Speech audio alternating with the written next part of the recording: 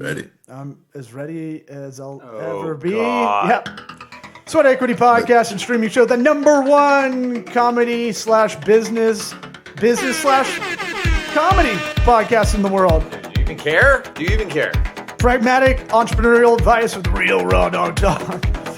2020's best small medium enterprise business sponsored podcast in the United States from Lux Global Excellence Awards, proudly hosted by Lux Life Magazine. We also won 2021's version of that. We're also winners of 2021's best podcast and streaming entertainment studio, Eastern United States of America Media. East of the Mississippi. Innovator Awards. One that's badass. 2021, over in Arkansas. hosted by, you guessed it, Corporate Vision Magazine. Listen to us on iTunes, Apple Podcasts, Spotify, your mom's Walkman. It's right on her fanny pack. Just pick it up, listen to us, share this podcast with someone trying to get their hustle on. We got a great guest. We got Power business attorney Stephen Fantetti on the blower. This episode is sponsored by Warby Parker. If you're watching the video of this, I'm wearing my Warby Parker glasses right now. Look at you. WarbyParkerTrial.com/sweat, like Keith Sweat. Get you five free pairs to try on at home. Send them back if you hate all 5. You go 0 for 5, you can send them back. You can get 5 more. You can just do that in an endless loop. WarbyParkerTrial.com/sweat. Get your prescription in there. Mine's got my prescription. I just typed it in. And then these, Autofill, baby. These fit my Peyton Manning huge noggin. Do have a Peyton Manning-like head, yes. Peyton Manning laughs at my forehead size. WarbyParkerTrial.com/sweat. Puts a little shekels in our podcast bank account. Hooks you up. Let's get this party started. Howdy toddy. What about my sweat equity? Sweat equity. Sweat equity. My sweat equity. My sweat equity.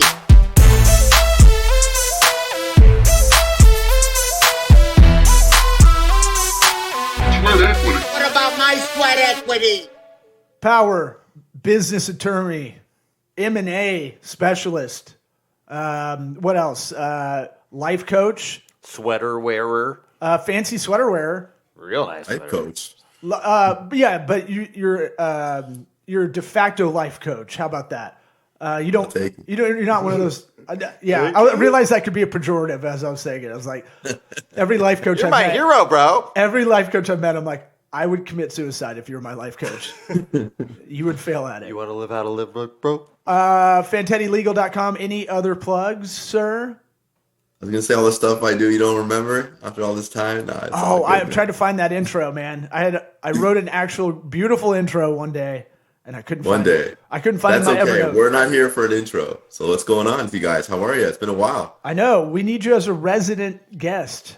You know, I'm ready. I've been hoping. I've been waiting to get back on. I appreciated the call when you got me on the blower, as you called it, from Succession, as they say the other day. Well, Yeah. we were both at the Bucks game, and we Yep, last night. didn't get Monday to football. high five Top Gun style, but Yeah. or Redskins style. Didn't they do one like that? Huh? Watching the football team. As a celebration? No, the Redskins. Irving Fryer, didn't he do like a high up, high Real five high. in the air, and then slap on the ground? Man, That's that's a deep pull. That is. Do You remember Irving Fryer's that's what the touchdown ladies- celebration dance? That's what the ladies Wait, call you don't me. like football?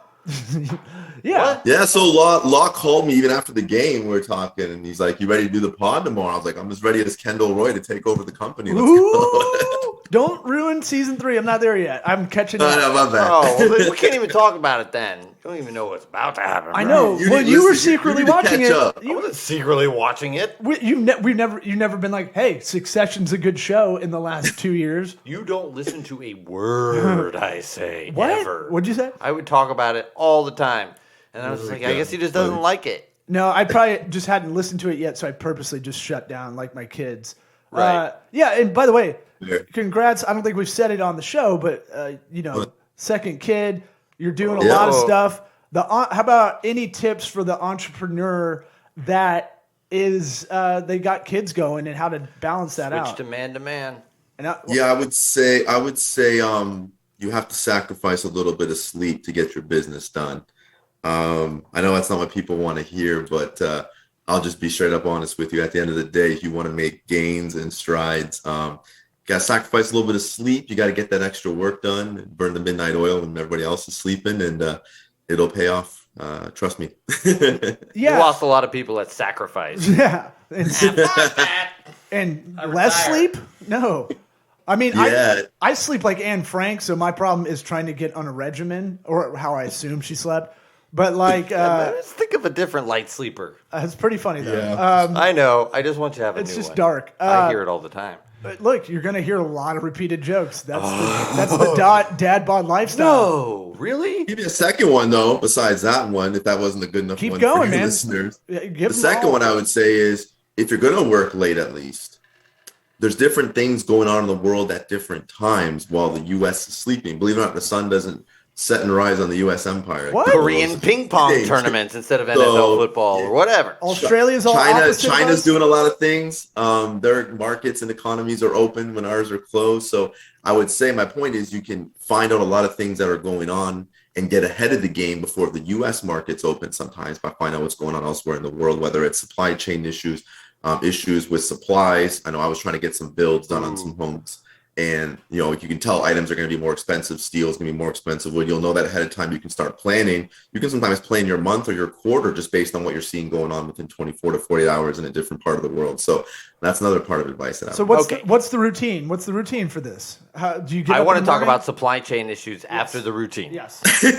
That's a more important thing to talk about. What do you mean? What's the routine? No, well, the show is really to dispense advice from others. And so it's like, you know, He wants to know what time how do you wake do up. you have like a regimen for looking at this stuff? Okay, I just opened up Apple News. Start with app, China, and I move was on to like, the ugh. Philippines, you know, venture into I mean, Russia. to keep it, I don't know how much time we have, but to keep it simple, I mean, the way I set my clock and my time is I want to get up at 4 a.m. every day. And before I go to the gym, I check the news and find out things that were going on while I was sleeping or things that could be coming up. And then obviously you could look at what the legislature might be voting on that day or what could be going on there. If you Obviously, didn't I do know. that. And then when you get back from doing everything you have to do, you know, parenting, getting ready for work-wise, get your workout in, check emails. Obviously, the workday is going to start, the market's going to open, but then eventually you're going to get to the nighttime. Markets are closed. Different parts of the world are waking up when you're getting ready to go to bed, so you can check on what they're going to be doing. And so you can obviously read different news outlets. You can look at, you know, how the markets close, what the commodities are like, and then you can look obviously what the markets are going to open at elsewhere in the world, and you can use all that to your advantage. So it's kind of just staying up. Like I said, you sacrifice sleep for those reasons. It's not just working, it's part of it, but even when you're not actually thinking you're working or billing hours like you do in my job, sometimes you can still be working by doing research and reading and doing things like that. You book in your day essentially with That's it. trying to That's look it. at You that. break it up into blocks. With purpose. Yep. We need to at start it. talking like that. We need to start referring to things. What time is the market open then? And I know. talk about the market all the time. People think feel we're, like- you know. I just want to say I out was like, loud is to it a party. Fitzetti a lawyer? Yeah. I just want to He's say way better at the stuff yen than is we up are. again. Easing out of the law a little bit now. as I'm we're gonna start getting there. calling you at 4 a.m., bro. 4 a.m. buddies now. I'll be Now up. that I'm I know. like Jocko Willenick, but I don't take pictures on my watch and put it on my Instagram. I know. I want Not to be like, yet. hey, Jocko, I want to take a picture of my Not yet. calendar doing it for 20 years, dude. I'm a huge Jocko fan, though. I love Right, that I guy. know. Fanteti's Like, oh, got you're so cool. the Jocko's a good Instagram example, microcosm. Fanteti's a microcosm example. I think more of the rock schedule of just like how are you doing all these things in a day? Right. Do you actually do man. them all, or are you an AI? Got to. You're an AI robot.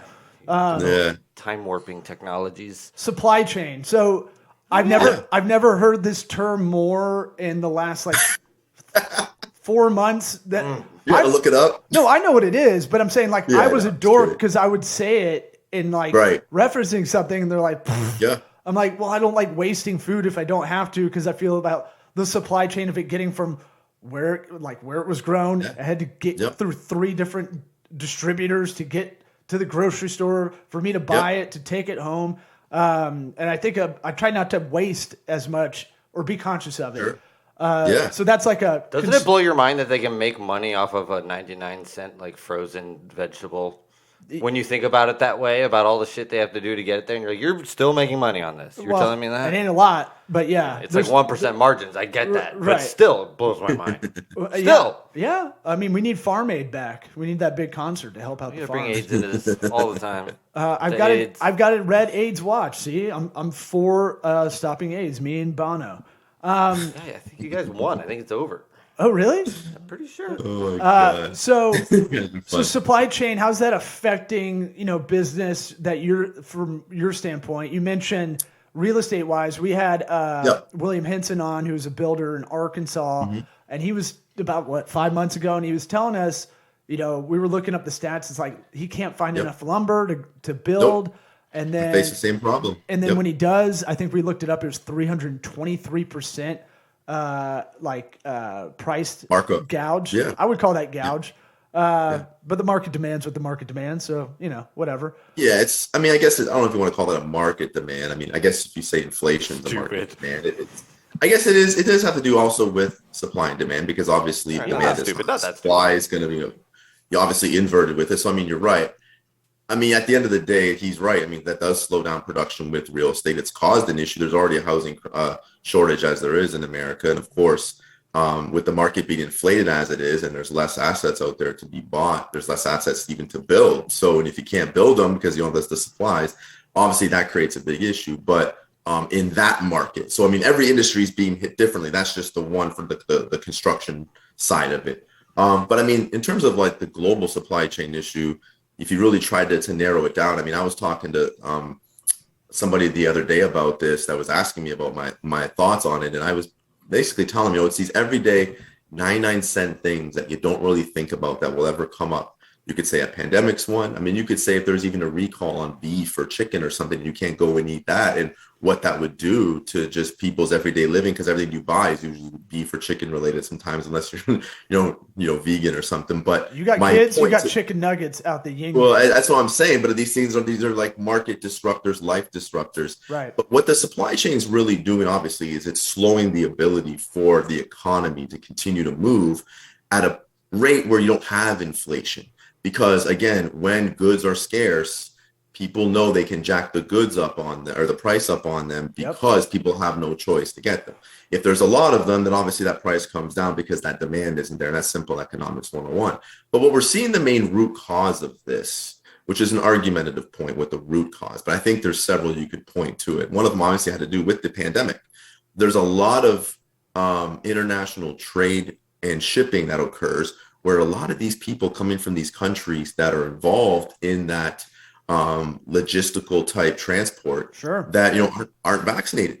And so they're going to come to the border sometimes, and they can't unload or unload because they're in a country's port where they're not vaccinated. They have to keep their ship out in port until they can have somebody else flown in that actually is from their country and is available to work and familiar with the goods and has the type of authority to sign bills of lading and all these different things when these transactions occur, or to even do the reviews or inspections of goods when they come off. So a lot of that was causing problems and has caused a big delay. So that's only one factor of several others. Not to mention on state level, I didn't realize that there's mandates on a state level, because I kind of just got COVID news fatigue.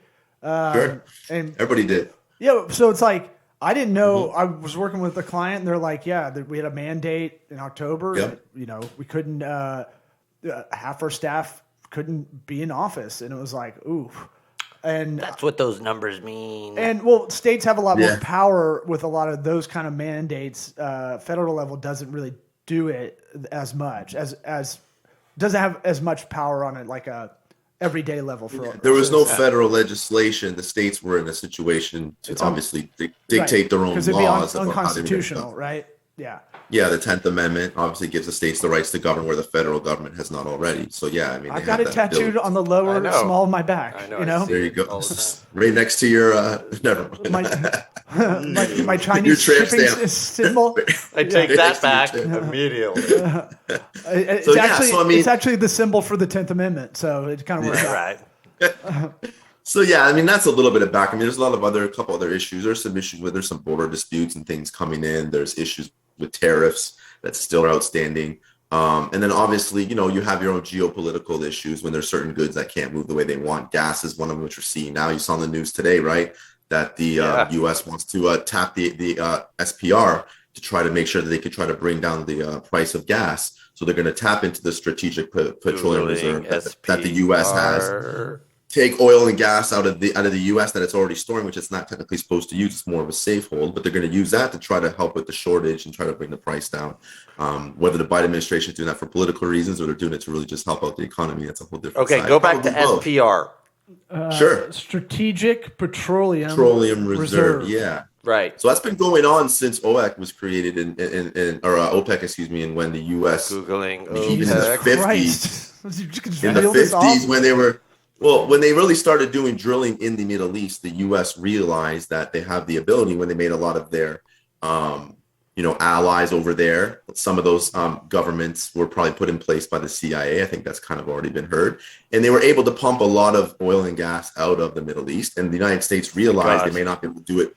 They may not be able to obviously do it forever. So they might as well start storing a lot in the U.S., created the SPR for that reason, to reserve a lot in the event that there is ever types of embargoes and things like we saw under the Carter administration in the 70s and stuff. So once the Gulf War happened and the U.S. realized that we're going to have a good enough of a foothold in the region to get oil, they were able to start storing more and more barrels of oil in the United States. But that's what it's there for, is to help in situations like this, if this is one of those grave situations where they really can't bring oil in from overseas.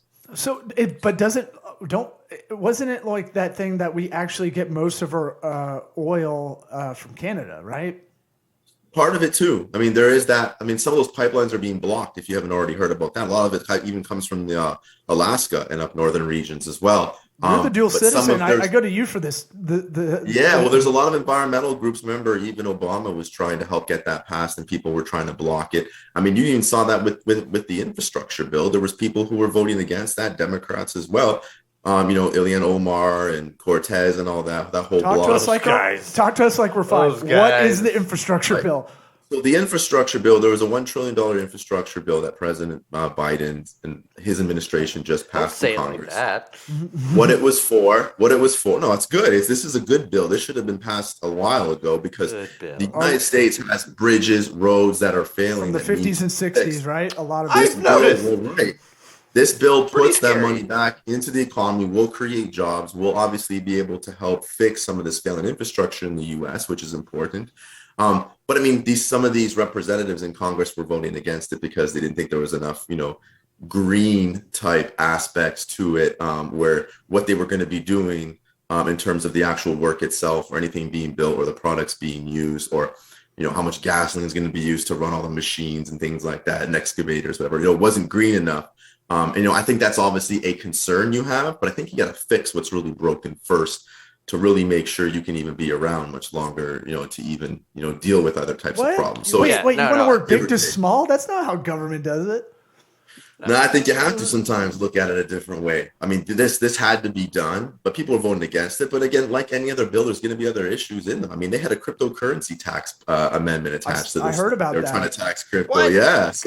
Because it's like, this bill started taking on a mind of its own. It's important. It's alive. If something's like lucrative enough, the government's going to be like, hey, what's up? Like there's a sales tax. I realized I hadn't talked about it on air, but I forgot about this. Every time I buy something online, there's like a sales tax on it for the state. And I'm like, oh, that really got initiated in, and they're making it every sale. You make sure that ain't on us. That's a digital sales tax for e-commerce stuff. And I was like, whoa, shit. Okay.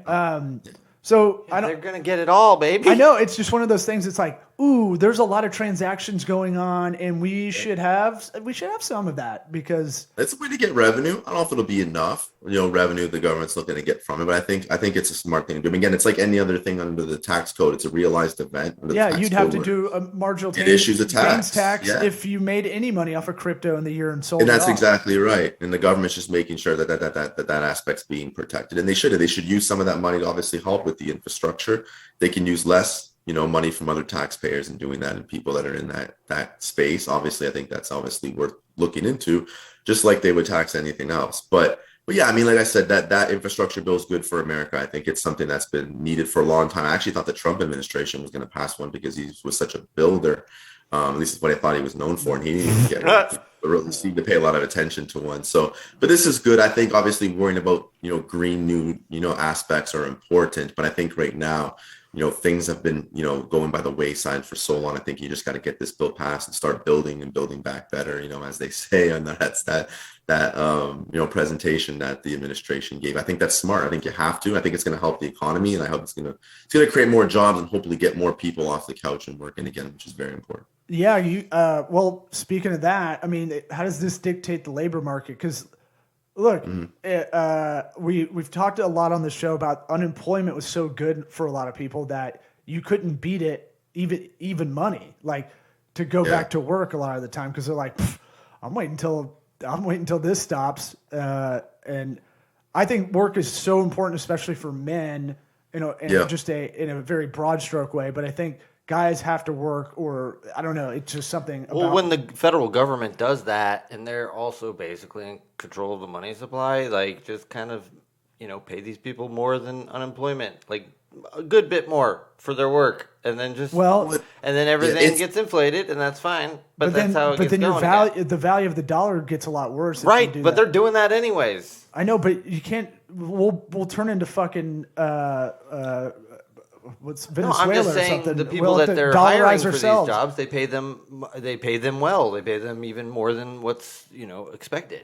It is interesting though, because it's funny, if the labor market's supposed to be opening up more, and you'd think that as you go into a new year, there's going to be more opportunity when you have bills like this being passed and different types of industries growing. And a lot of people weren't working. I mean, the unemployment rate's still low, where it's supposed to be. If it's hovering around 5 or 6% or even below that, you're really in a good space considering coming out of a pandemic, or at least at the very tail end of it, hopefully, is where we're at. But what some people are failing to realize, some are really realizing it because I see it every day, that the worker right now has the most leverage than it probably ever has in a long time. Mm-hmm. Yeah. Right now, wages and salaries for positions have gone up. People are leaving jobs left and right because they can get higher salaries somewhere else. There's good and bad to that. It's good that the worker has that freedom of choice and the ability to make more money in their own rational pursuit of their own profits, of course. But at the same time, I would caution them to be very careful to not just chase the dollar despite a higher salary being better, because a lot of those people, when the economy does do a course correction, they will be the first ones on the chopping block if they have bloated salaries, so that companies can keep stay afloat. Who's this new guy? Well, so I would just caution, it's important if you are someone who has obviously a 9-to-5 job and you're in that space and you're looking for the next salary, and you see your friends skipping jobs to go chase that higher one. I'd be very careful. I'd make sure you're in a good mean bracket where, at least if you can't make yourself indispensable enough, you should certainly start trying to do that at your new job. But obviously, you really want to make sure you're in a place where you're not going to be someone who's only going to be first to let go because your salary is just so high. It's so outside of the norm because you can get it now, but you wouldn't get it in regular, normal economic times, not involved from a post-pandemic, or like I said, tail end pandemic, where companies are scrambling to find people because they lost so many people for different reasons. I do think it's good, though, that these companies that not necessarily, me leaving, but you have people leaving their jobs because it makes companies then be better at keeping people and having a nice place to work. There's and a big focus. That's a great. The flip that's side a great point. I see that's a lot of articles Or about maybe we are retention. paying our employees too low. Right. I mean, Or that's that. exactly right. Exactly. Step it up. It's good that these things come in waves in a way, because it makes you kind of tighten up. Like, the crash of 08, 09 or whatever year we're calling it. Like, it was terrible. It was devastating for a lot of people, but it made kind of everybody go like, I need to get my shit together. Corrective. Yeah. And so I feel like COVID in a weird way is kind of like that. I wish it was more health related to kind of be proactive in that way. Because you want to talk about where we can find money. You can take it out of like the $40 trillion healthcare costs that are avoidable, voluntarily. But if anybody wants to listen to episode 333 with Orlando Haynes, he's like a badass recruiter. He came on and was talking about in the kind of white collar jobs right now, it's harder to find talent than it's ever been. And now, and people are realizing the leverage, because it's unlike any other time where you have access to this information. Yeah, think about how weird that is for him, because it's like, wait, you're not going to leave me, are you? I think you it's a really good stay thing. here, and if they're really good, I think it's I like leave, though. it's like the NBA Ooh. players. And then They he's were gotta- like, hey, we pretty much like we're pretty important to this league. Right. You watch the old white We are owners the play league. basketball instead? Well, they Which really I kind of kinda- actually would, now that I think about they it. implemented a lot more change by leveraging what they knew they had, and I think that's like just my dumb guy example of I think like a lot of people are still stifled in positions because they're scared. There's that fear of even looking elsewhere because you could get fired. Yep. But man, there's so many people everybody I talk to that's a business owner is like struggling to find employees, and it was already bad for the trades before all of this, and now it's You're even right. harder. Oh man! All right, but the labor. Where am I going to get to? Nobody ever knows. Damn man. it! I had another question in this area. Well, the labor, like, Close your eyes and think about it. Everybody be quiet. how do you feel about Nobody the talk. labor It's a market's really podcast. dictated on the low skill side? I think we were talking about this last night, but I can't remember anything we talked Why? about. Honestly, We weren't. because it was Monday Night Football Bucks game. Yeah. I walked home like a good citizen. Because of all the DUIs. In my orange jumpsuit, looking like an international coke dealer. Did he escape Creamsicle from orange, somewhere? though. Creamsicle orange. Creamsicle orange with a red shirt Uncle underneath. Bruce on the Yeah.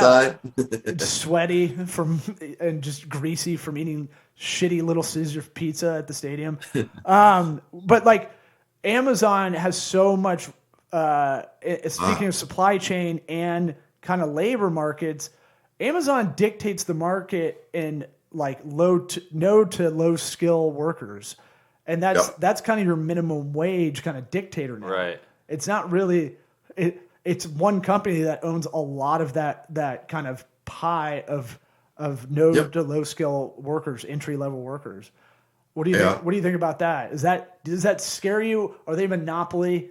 Are they Monopolizing. Just wait till they get the robots that have to do all of it. Well, that's the thing. They don't have to do any of that. They don't need actually any have labor. Not wrong. they have the R&D probably already working on that. Oh, it's yeah. like, it's like when Seattle's like raise the minimum wage to $25 or whatever they said, and then like they're like okay, and they did it, and then McDonald's was like cool. Hey, do you see this you new guys robot are- we've had for 6 months? You now order from an But ATM. we heard you were pregnant, No, so we kept the robot in the back. No, but now we got to bring the robot out. They replaced everybody that takes the orders inside and drive-through with touchscreens, and it's like Yeah, this we got it. touchscreen does a lot better.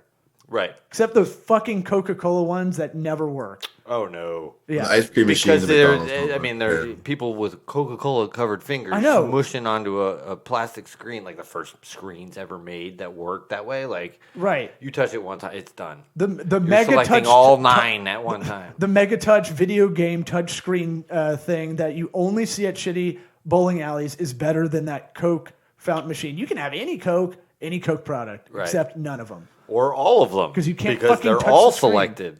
By the way, that's how my hand is all the time, like trying to touch my iPhone. It's always sweaty, so it's kind of smudged like that I get it now. when I'm texting. Yeah. That's a good metaphor. I get it So now. so what? Yeah. So your question was, do you think that Amazon's monopolizing the market on kind of low wage workers? Was that the question? You rehosted the I show. thought it was about like Yeah. Coke I or just something. No, that figure was that. that was it. That was more or less. So I mean, I think that's a fair question. I think you can obviously look at it in two ways and just pick one side of the fence, which I don't think is a smart thing to do. I think there's different points at play. Number one, the mean U.S. federal minimum wage, I believe, is around $7.25 an hour. The lowest wage you can make at Amazon right now is $15. So they've doubled it. So they made sure that these workers aren't at the lower spectrum side of a low wage, and hourly Walmart, worker. according to this Bloomberg article I have, Walmart went up hourly wage by $1 to $16.40 an hour. Yeah, and so Amazon raised it completely more. So where would you want to work? So my answer to first your questions, you could say that they are monopolizing by offering more, but I think they're trying to offer their workers more because they expect more from the workers. As you know, they have quick turnaround times. They have to produce a certain amount of outputs. I mean, a lot of that They have cameras on you when you drive. If you look at your phone, they I've shoot never you in worked the or, head. They're snipers. The I've bathroom never worked incidents. there, obviously. Yeah. Been in their facility, but I do know that obviously they have certain metrics to meet, like any other employer would obviously want from their employee. But I think obviously that brings people into the door. Number one, number two, from what I've been told, you do have the ability to still move up a lot at Amazon. And sometimes people who may not be able to get a career somewhere else, they may not have had, those 4-year degrees or don't have a master's degree, or maybe they just haven't and they've only graduated high school and they're trying to find a decent paying job to kind of start their life off. It obviously may not be their life job forever at $15 an hour. But if you have the ability to move up in a company as big as Amazon, and there is space to, you can eventually become a manager. They're opening up Amazon. Bezos went to space. So that's a very important. If you get anything from this episode, I was talking about this last night with a couple of business owners before the game, and I was like, you want to retain people, you got to stop thinking about it in like an insecure way, like a guy that's like, my girl's cheating on me, I know it, and like you're just manifesting it. Fine, leave. I don't care. Right? Like, well, I just think, but like to retain people, here's Chick-fil-A. How do they get to say my pleasure and never you're welcome? Because they have these people on a path. They go, here's your career path if you stick with us. If you stick with us, there's a trajectory. There is a chutes and ladders way to move up. Yeah. But like, so that's what I was telling these guys. I go, have you sat down with all your employees? Because it was all soft skills, kind of soft keyboard soft people. And I was like, do you know who your boss is? Have you sat down and asked them what they want to do within the company for the next couple of years? And have a vague path for them? Like, that's why people don't want to hang around sometimes. Like, I think this is. I just know no workplace is going to be perfect. But I think people at the end of the day are looking for certain things. Am I going to be paid a fair enough wage? Am I going to have an opportunity to develop my skills for my next job potentially, and am I going to have the ability to move up? Am I going to have benefits? These types of things. People want to be incentivized if they're going to work somewhere. And obviously if they're not getting that somewhere else, and there's only a limited amount of places that are doing that for them based on the education, skill set, or experience that they have, sometimes you have no choice. And one of the biggest companies in the world is the only one that may be offering what they can get. They have no choice. And then obviously, workers can make their own decisions from there if it's a bad environment or they think it's intimidating or it's not. And I think that's fair. I think people should have that choice if they don't like it. But I think that's where Amazon opened the door, Law, to really get to the root of your question as to why they can bring people in that regard. And it is obviously the hope and maybe even that dream of moving up in a company to certain levels where your pay increases, your responsibility increases, your position increases. Maybe you can get stock options. It's a great stock to own. I tell people, you should, be long on any Amazon, perhaps even some Facebook, Tesla stock, short the rest of the market. I mean, those 3 stocks are going to be fine for a while. So, I mean, that's kind of the way to write those one down. Big short knowledge. Yeah. I forgot I'm already write it down. What are you, Dr. Michael Byrne? Oh, I forgot what the guy's name is. Anyway, well, I hope that helped answer. Yeah. It definitely did. And like, it reminded me of another thing. Maybe you're a cash-strapped business owner and you need to retain really key people and you're worried about losing them.